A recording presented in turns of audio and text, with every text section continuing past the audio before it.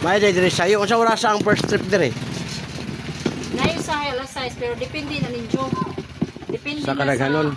sa kadaghanon kung gamay ra mo di man lang makuan. Pero basta 25 abot larga na. Hula! Sa ngalan na ng lugar Islaray? Kanigaw ay na. Ah, Kanigaw. Oh. Nata dire ron sa pantalan sa Kanigaw. Ah, wala pa. Kuan pa ni pantalan pa ni padulong sa Kanigaw. Ana. Dire sa Matalom.